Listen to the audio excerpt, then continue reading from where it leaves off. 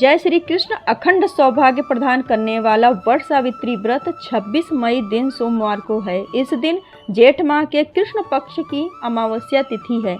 इस दिन दर्श अमावस्या का भी योग बन रहा है। इस दिन सुहागन महिलाएं अपने पति की लंबी उम्र और सुखी दाम्पत्य जीवन के लिए वट सावित्री व्रत रखती हैं। वट सावित्री का व्रत सौभाग्य प्राप्ति के लिए एक बड़ा व्रत माना जाता है। आइए जानते हैं कि वट सावित्री व्रत का शुभ मुहूर्त और पूजा विधि क्या है। पंचांग के अनुसार वट सावित्री व्रत जेठ माह के कृष्ण पक्ष की अमावस्या तिथि को मनाई जाती है। इस बार अमावस्या तिथि की शुरुआत 26 मई को दोपहर 12:11 पर होगी। इसका समापन होगा 27 मई को सुबह 8:31 पर होगा। उदया तिथि के अनुसार वट सावित्री का व्रत 26 मई को रखा जाएगा। सावित्री पूजा विधि।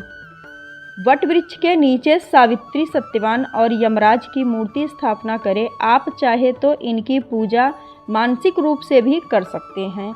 वट वृक्ष की जड़ में जल डालें, फूल, धूप और मिठाई से पूजा करें।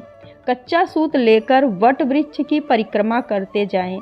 सूत तने में लपेटते जाएं। उनके बाद 7 बार, 21 बार या 108 बार परिक्रमा करें। हाथ में भीगा चना लेकर सावित्री, सत्यवान की कथा सुने। फिर भीगा चना, कुछ धन और वस्त्र अपनी सास को देकर उनका आशीर्वाद लें। वट वृक्ष की कोपल खाकर अपना उपवास समाप्त करें। कई बार पूजा पाठ के दिन पीरियड आ जाता है। ऐसे में उपवास रखे या ना रखे, इसमें पूरा फल मिलेगा या नहीं, जैसे कई सवाल महिलाएं के मन में उठते हैं। ऐसे में आइए जानते हैं कि मासिक धर्म के दौरान पूजा पाठ करें या नहीं करना चाहिए। मासिक धर्म के दौरान सुहागिन स्त्रियां वट सावित्री का व्रत कर सकती हैं। इस दिन सुबह स्नान करें, 16 श्रृंगार करें, महिलाएं भगवान को प्रणाम करें, लेकिन आप इस दौरान पूजा की सामग्री को ना छुएं, बल्कि आप पूजा की सामग्री किसी और व्रती महिला को दे दीजिए और उनके साथ कथा सुन सकती हैं। अब हम जान लेते हैं कि बरगद का पेड़ पास में ना हो तो क्या करें। आज के समय में खास तौर पर शहरी क्षेत्र में वट वृक्ष हर जगह पर आसानी से नहीं मिलता है। यदि आपके आसपास बरगद का पेड़ नहीं है तो आप एक दिन पहले किसी परिचित से बरगद की एक टहनी मंगवा सकती हैं। पूजा के दिन उस टहनी को स्वच्छ स्थान पर स्थापित कर विधिवत पूर्वक पूजा किया जा सकता है। ऐसा करने से भी व्रत का पूरा फल प्राप्त होगा। टहनी भी ना मिले तो क्या करें। यदि किसी कारण बरगद की टहनी भी ना मिले तो आप तुलसी के पौधे के समीप बैठकर पूरे विधि विधान से पूजन कर सकती हैं।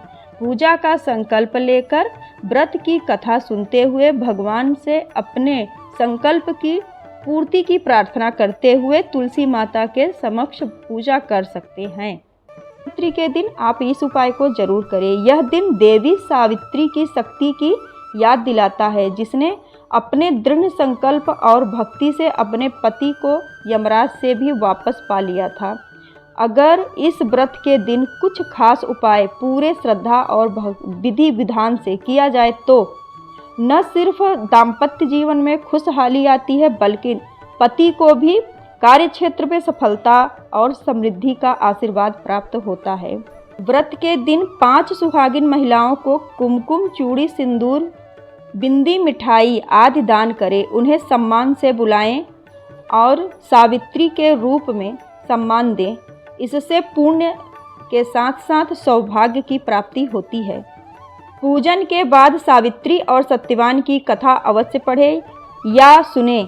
कथा सुनने के बाद सावित्री माता की जय का जाप करें। यह कथा शक्ति, प्रेम और तप का प्रतीक मानी जाती है और इसका पाठ बहुत ही शुभ माना जाता है। व्रत के दिन निर्जला व्रत रखने से व्रती को विशेष पुण्य मिलता है।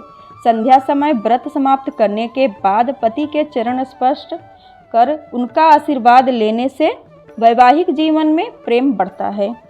व्रती को एक बरगद का पौधा जरूर लगवाएं। बरगद का पौधा लगाने से पारिवारिक और आर्थिक समस्या नहीं होगी। निर्धन सौभाग्यवती महिला को सुहाग की सामग्री का दान करें। बरगद की जड़ को पीले कपड़े में लपेटकर अपने पास रखें। आपको हमारी जानकारी अच्छी लगी हो तो चैनल को लाइक शेयर कर दीजिएगा। वीडियो देखने के लिए बहुत बहुत धन्यवाद।